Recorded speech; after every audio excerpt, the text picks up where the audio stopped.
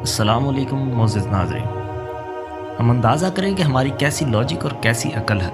وہ اللہ جس نے اعلان کیا ہے کہ میں ہر وقت ہر جگہ پکارنے والے کی پکار کو سنتا نہیں قبول کرتا ہوں، جس نے یہ اعلان کیا ہے اس کے بارے میں ہمیں شک ہے کہ ڈائریکٹ نہیں سن رہا، اور جو مٹی تلے دفن ہے جس کے بارے میں قرآن کہتا ہے کہ آپ مردوں کو نہیں سنا سکتے، اس کے بارے میں ہمیں یقین ہے کہ وہ ڈائریکٹ سن رہا ہے۔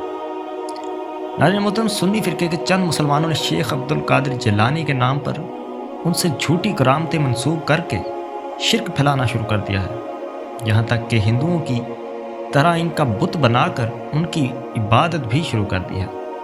مسجدوں میں بھی اللہ رسول کے نام پر ان کے پیر کا نام لکھ دیا گیا ہے، جس کی وجہ سے ہندوؤں کو بھی سمجھ آ گئی ہے کہ آج ہندوؤں جیسے کام مسلمانوں نے بھی شروع کر دیے ہیں۔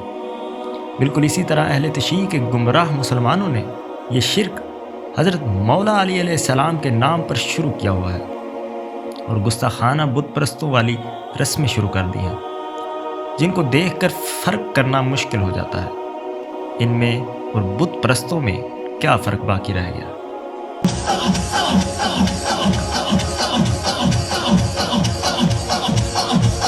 جیسا کہ اس ویڈیو میں یہ جج کرنا مشکل ہو گیا ہے کہ یہ کوئی میوزیکل کنسرٹ ہو رہا ہے یا میلہ ہو رہا ہے۔ حضرت علی رضی اللہ تعالیٰ عنہ اور حضرت امام حسین علیہ السلام کی تصویر لگا کر ماتم کیا جا رہا ہے، یہاں تک کہ حضرت امام حسین علیہ السلام کا ایک مجسمہ بنا کر ان سے مدد مانگنی شروع کر دی گئی ہے۔ یہ ویڈیو سیریا یا ایران کی معلوم ہوتی ہے۔ اہل تشیع کا ایک کافر فرقہ جسے الویہ بھی کہتے ہیں، یہ ویڈیو ان کی معلوم ہوتی ہے۔ شام کے بشار الاسد کا تعلق بھی اسی فرقے سے ہے۔ خود اہل تشیع فرقہ بھی اس فرقے کو آن نہیں کرتا، کیونکہ اس فرقے کا ماننا ہے کہ حضرت علی خدا تھے، نعوذ باللہ، کیونکہ اسلام کے بنیادی عقیدے یعنی توحید کے خلاف ہے۔ ان کے تہواروں کے موقع پر شراب نوشی اور کفریہ عقیدوں کے علاوہ یہ لوگ قرآن مجید کے الفاظ کے دو طرح سے تفسیر کرتے ہیں، ایک ظاہری اور ایک باطنی۔ باطنی کو یہ غیر ضروری سمجھ کر چھوڑ دیتے ہیں، جس میں نماز، روزہ اور حج بھی شامل ہے۔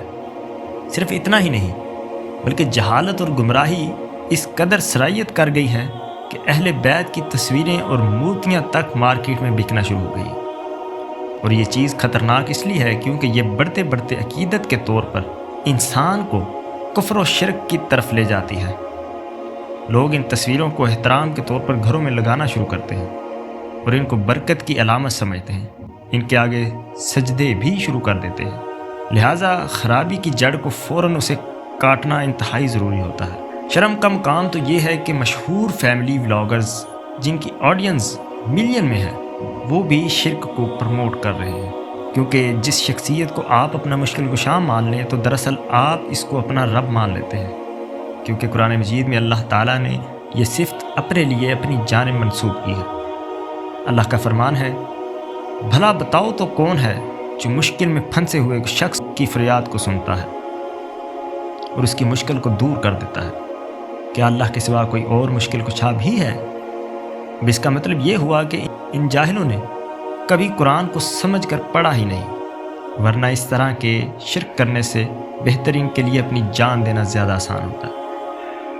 اور اب بات تو یہاں تک پہنچ چکی ہے کہ ماتم میں استعمال ہونے والے علم کی بدعت اب ایک مجسمے کی صورت اختیار کر چکی ہے۔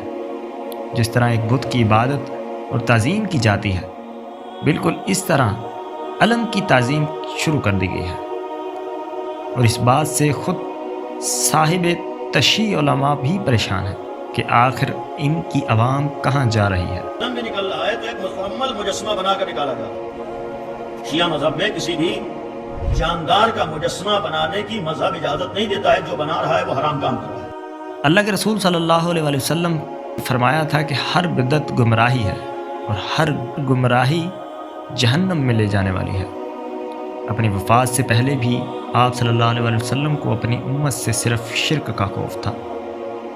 حدیث شریف میں آتا ہے کہ جس کا مفہوم ہے کہ جب آپ کی دو بیویاں آپس میں ایتھوپیا کے ایک گرجا گھر کی خوبصورتی کے بارے میں یہاں پر لٹکی تصویروں اور مورتیوں کی تعریف کرنے لگی تو آپ صلی اللہ علیہ وسلم نے بیماری کی حالت میں اٹھ کر فرمایا کہ یہی تو امت کی سب سے بڑی خرابی تھی کہ جب کوئی نیک شخص فوت ہو جاتا تو اس کی قبر کو سجدہ گاہ بنا لیتے، اور میں تم کو قبروں کو پکا کرنے سے اور ان پر عمارت بنانے سے اور ان پر مجاور بن کر بیٹھنے سے منع کرتا ہوں۔